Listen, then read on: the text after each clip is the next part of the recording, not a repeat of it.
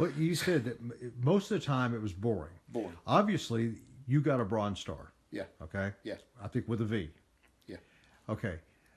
Tell us about that mission. That was obviously not a boring mission. Okay. Tell us what happened that day, that fateful day. Well, actually, the day we did it, I was on the CNC ship. My ship was the CNC, Circling Command.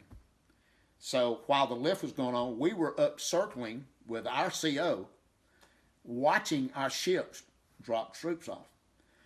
And they had made a number of lifts, I don't know, 3 or 4 lifts into this LZ. And they were coming back in, I think, probably the 3rd or 4th time. Everybody was getting low on fuel. So they after about the 4th lift, I think, they took off and went back and landed, was getting POL. Well, they landed. The gunships, after they landed, they left the area and went up and landed and shut down. Everybody was shutting down. We were going in to get fuel right behind them, but we were still running. That's when we got the radio call that we had friendly troops, small arms fire, and booby traps. Booby traps was the big thing. So everybody was shut down. And you got to I mean, these are turbines. You don't just turn a key and crank them. So everybody was shut down. We'd never landed. We just turned and just went right back. When we finally located them, they were in an area. I mean, South Vietnam is just a big wide open rice paddy and little area like fields. And every now and then you got these tree lines. Well, where they were was in a tree line, and the closest we could get to them was doing a vertical landing in a paddy between the trees. And they were in the trees. When we landed, and we basically landed and just watched. We didn't receive any fire on that one. And when we finally saw, and somebody was waving to us, when we finally saw that they're not going to be able to do what we want them to do, I just jumped off the helicopter and just ran and grabbed them. When I did, Michael Plant, who was my gunner that day, just followed me. And we both just ran in. Did not receive any fire. But these guys... Did you have any weapons with you? No, none on me. Did you have your flak vest on? No, didn't even think about it. Why? Just didn't think about it. But why? Why would you jump off knowing that you're in a booby-trapped area with enemy around and present, but you would just jump off without any of that precaution and go try to do that? What would you say took hold of you to do that? Fear. I knew we wasn't going anywhere until we got somebody on our helicopter. And I could see those guys wasn't going to come to our helicopter because they couldn't. So out of fear, I think it had to be. I mean, because I definitely ain't no hero. It was just, I was scared to death. I wanted to get out of there. And so we got out, we got them, we got 2 of the Americans that was really bad. And a couple of the South Vietnamese. Put them on the helicopter. And took them back to where we were getting POL. Just let them off. They took them off our helicopter, and we went right back. What is POL? Fuel. Okay. So we let them off. They took them off. We went back. And the second and third time is when, actually the second time is we heard booby traps going off. We're pretty sure they were booby traps. We don't think they were mortars or anything. They were just booby traps. Somebody tripping a booby trap. Mm-hmm. We went back in again, got them out. The third time we went in was the time we heard when they started shooting at us. We think actually that what happened is these Americans, they were American advisors and some American troops, and these South Vietnamese went into this tree line and tripped some booby traps. Just blowed up. Several of them got blowed up. Hurt real bad. We don't think there was anybody close right then. the enemy, South enemy, or the VC. We think they were working their way back to us as we were extracting these guys. So that's when we started taking fire.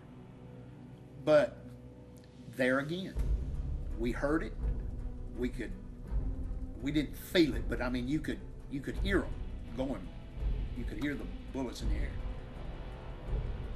But it was just, I just knew that we had to get those guys on that helicopter so we could get out of there.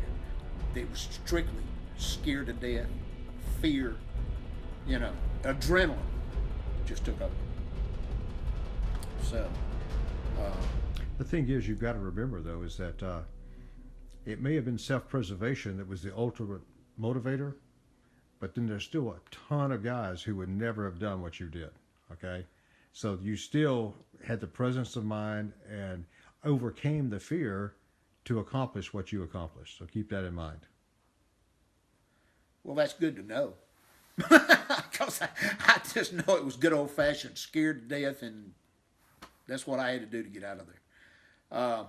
To be honest with you, we didn't, that day and the rest of the time I was in Vietnam, I did not look at that day any different than I did any other day that I was in Vietnam. But I was grounded, and then I flew that mission that day and got the Bronze Star. Didn't even know it. And, didn't know that happened. But, yeah, my last months in Vietnam was, it was, I don't know how to describe it. The first part of after my R&R, it just seemed like every time I went up, something happened. But then when they grounded me, you talk about getting bored, that will get you bored.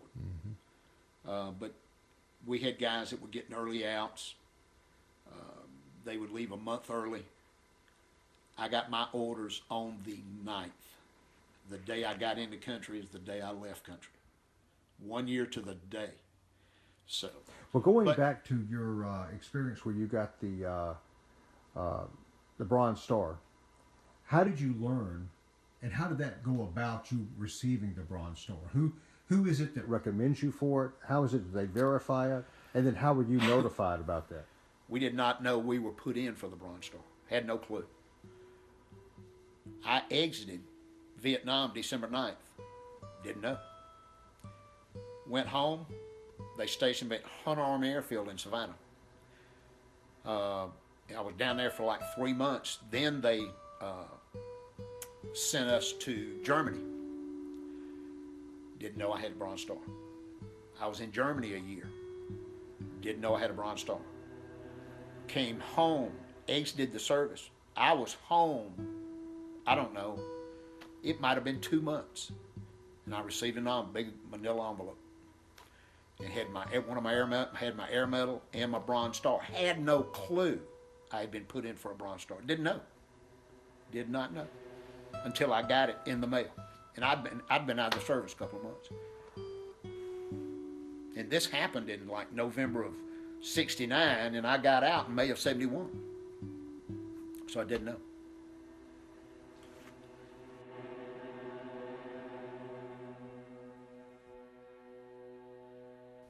So how would you sum up your 1 year in Vietnam? Is there one word or phrase that you might want to use that would just sort of sum up that whole year's experience? Looking back on it, mm-hmm. I wouldn't change a thing.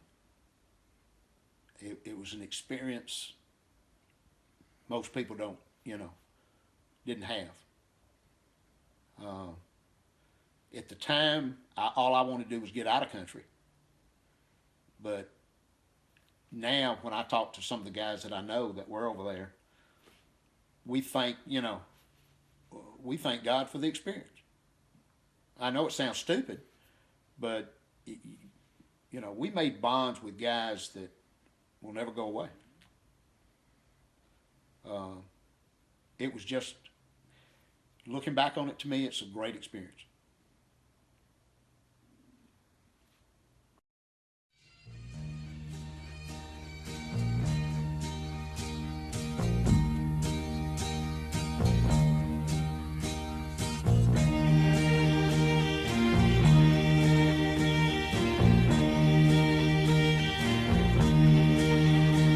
You're soldiers of God, you must understand.